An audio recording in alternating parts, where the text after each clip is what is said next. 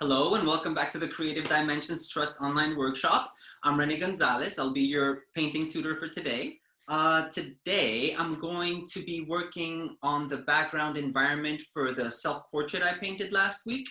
And I'm going to try using the space and atmosphere to create a particular mood in the composition.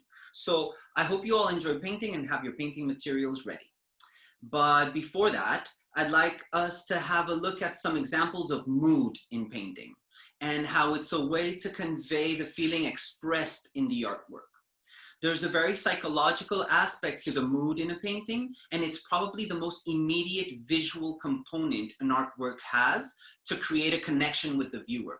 So let's have a look at these artworks and ask ourselves what the environments communicate about the themes and subjects of the piece or about the artist's identity. To start, I wanted us to observe the Starry Night by Van Gogh, to try and get a glimpse of the context it was created in, and see if we can understand anything about the intensity and drama behind it, and why it has a mood that could be somewhere between beautiful and unsettling. In 1889, Van Gogh checked himself into a mental health institution after a mental breakdown, and as part of his rehabilitation, he was encouraged to continue painting. He painted everything around him: the hallways, his ward, his doctor, and he would look out to the expansive landscapes around St. Paul's mental asylum. But he really struggled with the night sky. In letters to his sister, he told her, "It is clear that to paint a starry sky, it's not nearly enough to put white spots on blue black." So he started experimenting, depicting different views of St. Paul's, including trees, houses, mountains, and he used color, paint texture, brush strokes, and the result is perhaps the most famous landscape in the history of modern painting: the Starry Night. He painted the night sky in a way that had never been seen before. It was not still, but turbulent, like Van Gogh himself. I think this says a lot about how powerful the right environment can be at expressing emotions, and Van Gogh was a master at expressing mood in his paintings. His brushstrokes were textural and expressive, and although very skillful, he pushed the boundaries of representation, substituting realism for emotion. A more modern example that pushes background environments to abstraction and meta commentary could be the painting Shoah, or Forest, the 2003 painting by Wilhelm Sasno. The artist plays on how paint is both a material and an idea with which we describe things. Here, small figures are overshadowed by large painterly marks and make no attempt at hiding their own identity as brush marks. There's no attempt at representing a realistic forest. However, its description comments on the artist's function as merely creating representations of ideas. The work of Sasno plays with this game between ideas and aesthetic pictorial language, and makes us reflect on how there's no limit to the ways we can communicate our artistic concepts, and there's no right way to depict an environment. So try to think about the emotions you want to express and share with your art, and how you would like your painting to feel. Do you want to create a scene that has a nostalgic quotidian feel? Is there a mysterious or sacred otherworldly aesthetic you would like to convey? Or is it mysterious with a modern cosmopolitan environment? Feel free to be creative. If you're wanting to create backgrounds that are rich with decorative designs inside your spaces, like the Na'vi post-impressionists, or you can push things further into graphic design, abstraction, and fashion using patterns like Kehinde Wiley or Marcel Zama, who incorporate patterns into their characters or as a flat backdrop. There's no wrong way to express your ideas, but there may be more effective or thematically cohesive ways to depict the environments in your work. So, going back to last week's painting with my theme of summer in mind, I've prepared a palette with a variety of greens and yellows, and I have my black and white to play with the grayscale.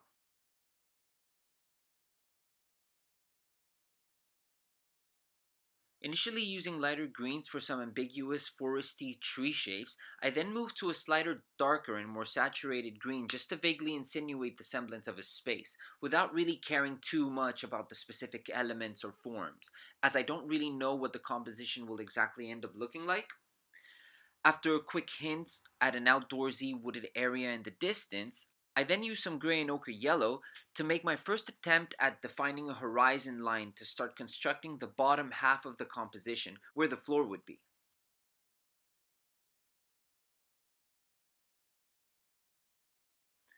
I still try to keep it ambiguous, and it's fine if I get it wrong at this stage. I just want to be loose and imaginative.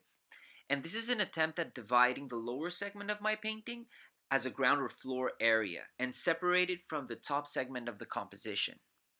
Sometimes when I'm constructing my paintings, I squint my eyes so the image becomes really blurry, trying to envision a bit more of the environment. And something that came up very naturally was like a lake or a pond behind my self portrait, which is something I really enjoy when I'm out on a hot summer day.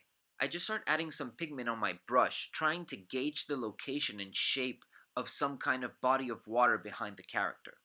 I chose phthalo green to be cohesive with my theme and color palette, but it's a less yellowish hue than the ones I've been using. And I'm just using it straight from the tube, adding only water for some transparency that gives a sense of depth. Something else I like to do is how here, to shape the bushes and plants on the edge of the pond, I build shapes by painting the negative space, slowly sculpting it out by painting the green water, and at the same time, defining some plants and floor in front of the water. I use areas that are more obvious to make my bolder pictorial statements. Like now, I'm defining the perimeter of the pond, or when I paint the ground under and around the chair, as I know there would have to be some floor there. Sometimes broad strokes in certain segments slowly start dictating where more specific details will be shaped. Like, for example, I think that I've kind of defined where my floor ends, and the horizon line must be somewhere beyond what seems like that wooded area in the back, which I now want to make an attempt at defining a little bit more. So, I'm going to add some pigment to play around with color and see if something is revealed when I labor on some textures and designing. This is also just trying to be intuitive, and I go back and forth just trying marks, and then going back and undoing them as I continue to do things like squinting my eyes and trying to rationalize how things could look like. When shapes start having good potential in my mind, I just start making decisions as to what they are describing, and I start painting marks to emphasize what I'm envisioning. There is a constant going back and forth from sticking to decisions and then fluidly being able to go against them to edit freely. This being a bit of an improvisational exercise, at first I just insinuated things in the background and maybe tried to create a mood as I painted an atmosphere around the figure. But as I kept working on it, progressively certain sections and features of the landscape have started to reveal themselves, becoming more and more defined as I progress with my composition. The best way to paint is to just enjoy the process of slowly building things up, like you're exploring the scenes you're depicting. I play around with different pigments and tones as some elements would be closer to the figure, and I'm in some ways trying to find what the scope of the landscape is and where the different elements inside my composition are in relationship with my character. I really enjoy how I didn't know if there were 5 or 20 trees, or maybe it's just one big bushy tree in the background. But we understood that those shapes could perfectly be some kind of flora in an outdoor place. And once they start becoming defined, it's like I'm inside the composition, exploring and discovering the space in the painting. I eventually defined the perimeter for my middle ground woodland area by giving it a pastely green glaze, and I incorporate the foreground into the broader foresty space by adding the same pigment in the flora around the figure and chair. I'm wanting to romanticize this idea of summer with a somewhat nostalgic mood if I can. It's been so great to go out and get fresh air in London's beautiful parks, even if some days have actually been too warm this summer. Sometimes when I'm out, I prefer it when the sun goes down and we get a bit more of a breeze during a nice summer evening. Looking back at the green pond in my painting, that would be reflecting the sky. Maybe I do get more of a summer evening vibe. A bit of a cooler, more pleasant weather is really starting to resonate more with me. And it's consistent with a romanticized theme of summer. Okay, so now we're gonna move on to the last video. As you can see, these are sped up quite a bit, Because I wanted to package them so that you could all see them quickly, but it took me like a day and maybe even a bit more to do these compositions in general. So, you know, don't worry if it takes time. Sometimes you have to garden your works. Now I'm going to use Payne's Gray, which is the same dark blue I used for the shade and outline on the figure in our previous lesson. And I start painting my summer evening sky, which I feel is a very romantic atmosphere. And I haven't changed my palette too much as the blue is very dark and desaturated. I start from the center, spreading the paint outwards, and little by little, my sky has started eating into the trees on the side, presenting a great opportunity to start defining the shape and perimeter of the wooded area with a little more precision. I think it's great how many things just kind of start resolving themselves and becoming more defined, even if many of the decisions I take can be rather ambiguous and loose. Yet the different spaces and bodies of mass seem to be taking their place inside the composition. I quickly stumbled into the problem that the character's dark hair and the dark sky are the same color, so I leave an outline perimeter of ground yellow around the head, and I go back in around it with some brighter pastel light blue, as well as some pastel purple, with the intention of creating some contrast. While the pigments are still wet, I mix them on the surface of the paper, trying to find the right tones and gradients of gray for my night sky. I'm just trying to get a bit of a fading effect here. So I'm going to be going back and forth between darker saturated pigments and brighter pastel paints to find a balance between my sky and the portraiture with the dark blue hair.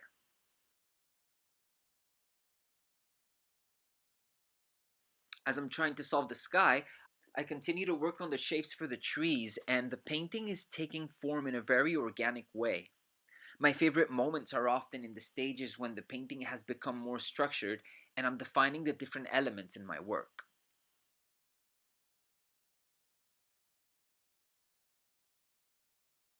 The various layers of paint for the sky accidentally seem to insinuate some horizontal clouds that I take as inspiration, and I start painting them with brighter pigments as it helps me solve the area of the composition.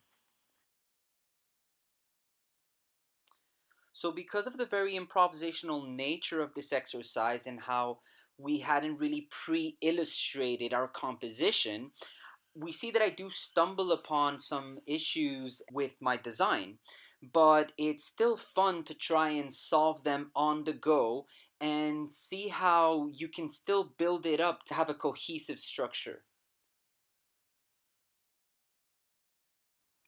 Personally, I kind of find it really entertaining to try and solve pictorial problems, if you will. I think it's something that can be thrilling and quite fun.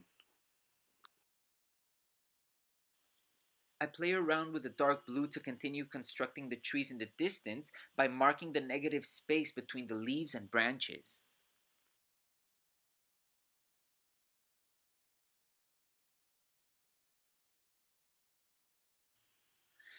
And again here I try to squint my eyes as much as I can and make everything look really blurry so that I can try and envision in my head what exactly the shapes I'm seeing would look like and how to better represent them with paint.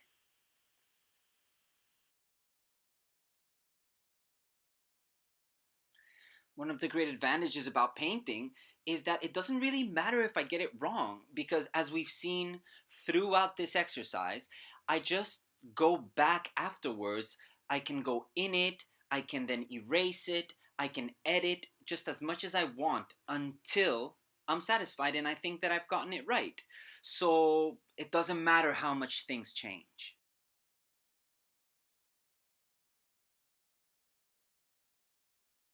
This midsummer's night, slightly magical mood I'm going with has very much taken shape, and now I can start giving more detail to certain areas. So I'll be moving around from one area to the next more quickly as the different elements naturally lead me into the segments around them.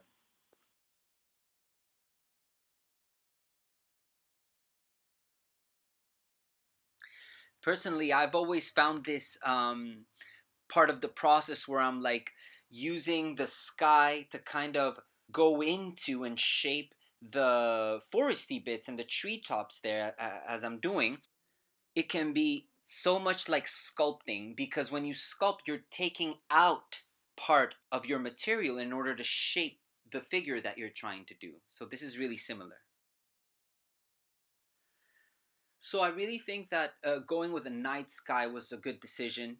And it doesn't entirely make sense. Like, where is the light source coming from that illuminates the characters? Shades and highlights and all that. But none of that really matters, as this is just an exercise in trying to paint a mood through the theme that you choose. So I actually am quite satisfied with a lot of the decisions that I made here, and I think it's looking pretty good.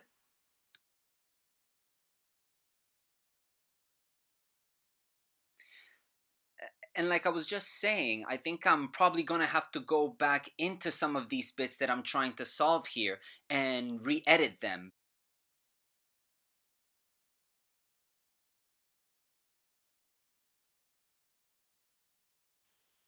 I give my clouds another layer, and when they dry, I give my sky another dark glaze. At this point, I've built up a few layers with different hues and saturation tones, working and reworking a gradual fading effect, even using my hands as I struggle and focus to get it right. And I feel it started to reach a good balance. It kind of looks like my figure has a glowing halo around its head. I then jump back to my floor and try to get some warmer, earthy pastel yellows and browns. And I'm trying to smooth the transitions between the background and the foreground. I can really just focus a bit more on the colors and tones here, because the structure has pretty much been defined and constructed appropriately in the previous phases, making this later section a bit less tense, as I don't have to focus so much on making a cohesive space. I can just have fun with the colors and aesthetic preferences I enjoy painting.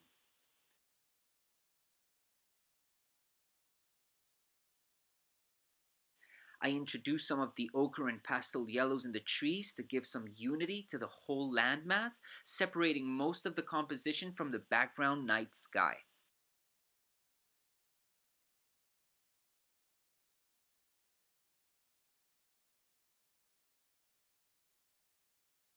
I also rework some trees with brighter pigments to give them a little bit of structure, as some of the bodies had lost shape, and I felt they could use just a bit more cohesion, especially on the right side of the composition.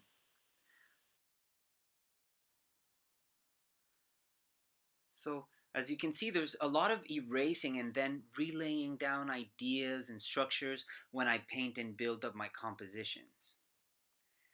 Now, this artwork is at a level of construction I'm feeling good about, and I want to just focus on some decorative details on the foreground to give it the final touches with the grassy plants around the chair, between the figure and the pond. So I'm going to start working on that now. So I want the ground to feel like it's integrated with the background as well. So I start by going over the floor that's a bit further away with an additional layer of pigment, utilizing a painterly treatment and dragging it to the ground area that's under the figure, giving things a fluid transition across the floor space in the painting. Usually, the last section I'll work on in my paintings will be the things that are closer, to reinforce the sense of perspective. But because I worked on the figure last week, I'll just be trying to give a bit more details to the floor first, and then the plants behind my self portrait. When I go under the chair, I end up going over the legs with my paint quite a few times, because I don't want to sacrifice a natural fluid gesture. We can see I wrestle with the surface for a bit, trying to preserve the pictorial structure I laid down previously. Eventually, though, I decide to sacrifice those early details for a more effective description of the floor, as I can just rework the legs of the chair with the information that remains on the page. There's a lot of squinting and trying to find different marks that seem to suggest themselves, so even in the finishing details, there can be a lot of trial and error. When I start on the grassy flora, I'm unsure about the exact shapes of the plants that are much closer than the trees in the back, so their shapes in the space require a bit more information regarding their volume and relationship to the floor, for example. So I try to make them come out and feel more concrete by working on some highlights and shadows with light and dark green pigments on my palette, trying to make it look like there's an actual mass of vegetation behind that chair. And just because something is more detailed and has more defined spatial information doesn't mean you can't still be playful and keep some of that painterly, naive ambiguity in your objects and bodies.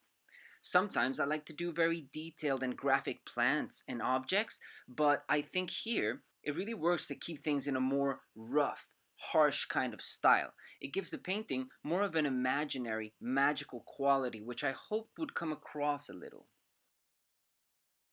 Again, as I start reaching the final stages of an artwork, we see these outbursts of more expressive gestures that feel bolder and perhaps more felt. As I'm more confident with taking decisions, having built up a structure and relationship between the different visual elements inside my design. I'm making sharper edges with less delicate lines, and I'm using pretty thick pigment compared to previous watered down layers. And because the masses of vegetation are so close, I make harsher, darker shadows using a more saturated dark green and smudging it against my different lighter yellows and greens.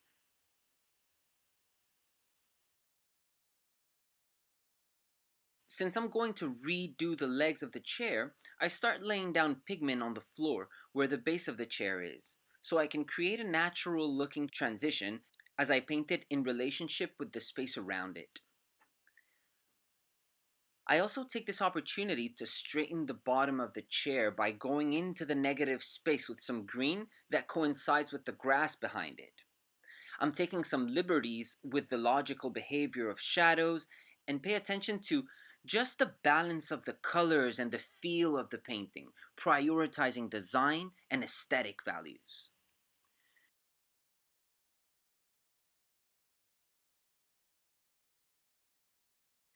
Using phthalo green for the pond once more, I define the top of the plants behind the character and edit things a bit to get a more balanced image.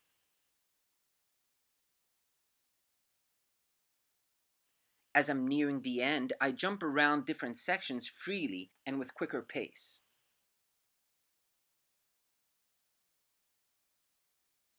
As I look back at the overall frame, I really like how the floor fades from a light pastel yellow to a more ochre yellowish orange.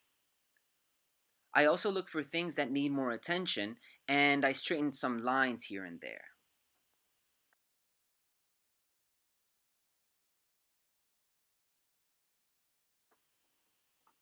This white line is a purely graphic design aesthetic outline at the bottom of the greenery behind the left back leg. It's just an intuition I had at the moment and I just went with it. I think it helped make the floor feel like it had a clearer direction, so it really worked for me.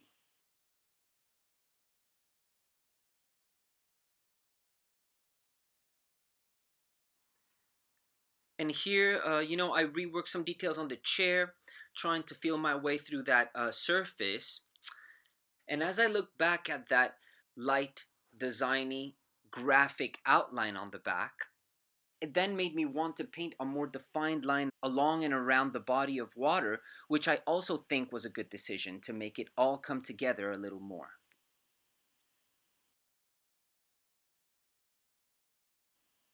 And then I'm adding some highlights and giving texture to the muddy ground by applying brush strokes that are more felt and textural.